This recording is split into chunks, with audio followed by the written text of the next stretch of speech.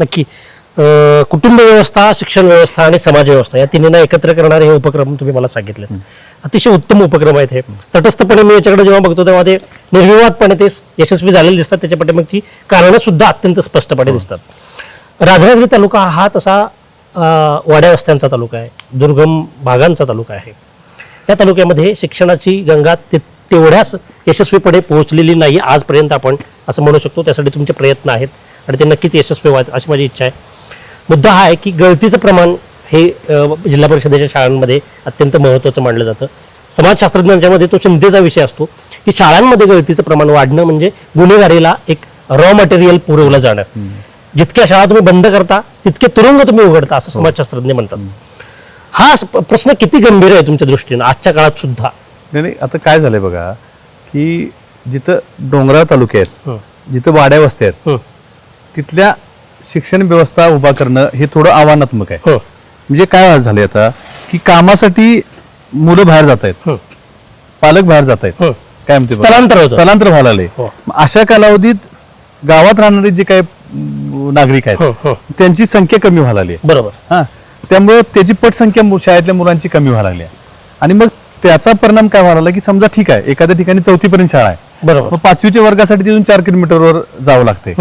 तर ह्यासाठी म्हणजे समजा जिथं शाळा उभारणं शक्य आहे किंवा बंद न करणं शक्य आहे ते बंद न करता सुरू ठेवल्या पाहिजेत. बरोबर. जिथं नव्याने सुरू करणं शक्य नाही तर त्या प्रत्येक वाडी वस्तीचा विचार शासनाने केला पाहिजे. बरोबर. आणि तिथून किमान त्यांची ट्रान्सपोर्ट व्यवस्था किंवा त्यांना त्याच्यासाठी काही हे देणं म्हणजे काही अनुदान देणं, ह्या गोष्टी केल्याशिवाय आणि 100% मुलं शिक्षणापर्यंत गेल्याशिवाय हे म्हणजे कुठल्याही प्रकारची सुधारण्याचा काही अर्थ नाही असं मला वाटतं. सारे शिकले पुढे शिकले पाहिजेत, मुलं शिकली पाहिजेत, मुली शिकल्या पाहिजेत. आता आमच्याकडची अशी स्थिती आहे होती म्हणूया. आता माझ्याकडं माझा जो मतदारसंघाचा भाग आहे किंवा आमच्या तालुक्याचा जो बराचसा भाग आहे, मासुली पासून असा बाकी घोलापर्यंत, ह्या माध्यमिक शाळा कधी उभा राहिल्या इतर ठिकाणी. बरोबर. त्या गोष्टीला 75 वर्ष झाली, 50 वर्ष झाली, अशा काळात उभा राहिल्या. बरोबर. आमच्याकडे त्या शाळा नव्हत्या. आमच्याकडे शाळा कधी झाल्या 30 वर्षात झाल्या, 25 वर्षात झाल्या. त्यामुळे काय व्हायचं की 7वी पर्यंत मुलं शिकलीत जिल्हा परिषद शाळेत, 8वी जवळपास नाहीच आहे. मग काय व्हायचं की मुलांना थोडं 10 पैकी 4 मुलं 2 मुलं शिकायला बाहेर पाठवायची ज्यांची परिस्थिती त्यांची. बाकीच्या मुलांनी मग काहीतरी जनावर सांभाळायची. मुलींचं कमी वयात लग्न करायचं, कारण मुली घरात ज्या 13, 14, 15 वर्षाच्या मुली, त्या मग पालकांना काय वाटायचं की बाबा उद्या काही चुकीचं होण्यापेक्षा लग्न.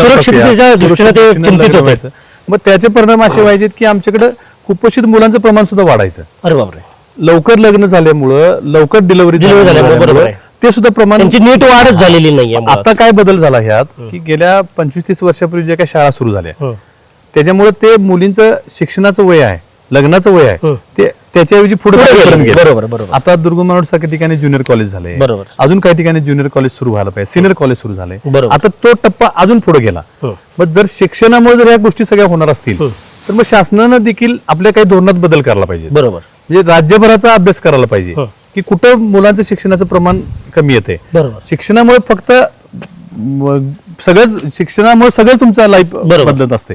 त्यामुळे होतंय काय की प्रत्येक मूल शिकलं पाहिजे हे जर करायचं असेल भविष्यात तर शासनानं त्याच्यावरती ह्या गोष्टीवर गांभीर्याने विचार करायला पाहिजे आणि सगळ्यात महत्त्वाचं खर्च केला पाहिजे. आणि जे प्रमाण जे प्रगतशील देशांच्या मध्ये जे प्रमाण शिक्षणावरती पैसे खर्च करण्याचं बरोबर आहे ते आपल्याकडे कमी आहे, ते करावं लागेल. आजही आपल्या एकूण जीडीपी पैकी फक्त 6% हे प्रमाण वाढवावं लागेल. आणि विशेषतः जिथं मुलांची शिक्षणाचं पुढे जाण्याचं प्रमाण कमी आहे तिथं काही धोरणं ठेवावी लागतील. काही संस्था, समजा व्यावसायिक शिक्षण देणाऱ्या संस्था आहेत, त्या संस्थांना तुम्ही जाणीवपूर्वक काही गोष्टी शासनानंतर उभा केल्या पाहिजेत किंवा जे उभा करणार त्यांना मदत केल्या पाहिजेत. त्यांना काही गोष्टी, त्याशिवाय या गोष्टी होणार नाहीत. फक्त मोठ्या गावांच्या ठिकाणी शाळा उभा राहिल्या, मोठ्या गावांच्या ठिकाणी कॉलेजेस उभा राहिली तर त्याचा सगळीच मुलं शिकू शकतात अशातला भाग नाही. बरोबर. रिमोट एरियामध्ये सुद्धा या गोष्टी व्हायला पाहिजेत. डेफिनेटली. तर अशाच नवनवीन अपडेटसाठी डिजिटल कोल्हापूर चॅनेलला सबस्क्राईब करायला विसरू नका.